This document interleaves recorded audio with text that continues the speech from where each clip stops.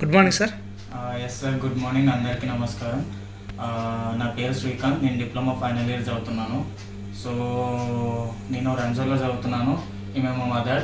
So ఆమెకి 3 months back ఒక ladies problem అంతా వెళ్ళడం జరిగిందనమాట. సో తనకి ఎన్ని హాస్పిటల్స్ తిరిగినా సిజరింగ్ కావాలని చెప్పారు. But we are poor. సో మేము పూర్ కాబట్టి మేము జస్ట్ ఆలోచించిన నేను దీన్ని ఎట్లా ఓవర్కమ్ చేయాలనేది.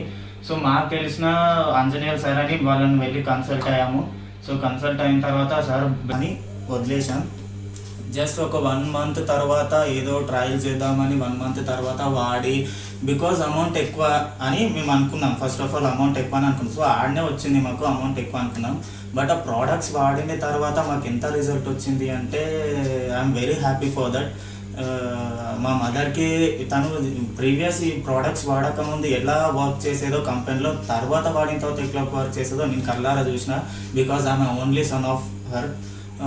సో కాబట్టి ఈ ప్రోడక్ట్స్ వాడడం వల్ల ఏంటంటే ఎట్ ఏ టైం మన హెల్త్ మంచిగా ఉండాలంటే నవేడేస్ మన బయట సొసైటీలో చాలా కల్తీ పెరిగిపోతుంది.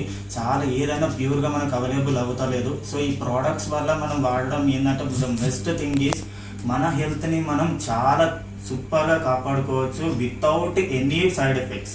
సో ఈ సైడ్ ఎఫెక్ట్స్ లేకుండా హెల్త్ ప్రోడక్ట్ కాపాడుకోవచ్చు. సో దానికి రిజల్టే మా మదర్. ఎందుకంటే నేను కళ్ళారా చూశాను కాబట్టి.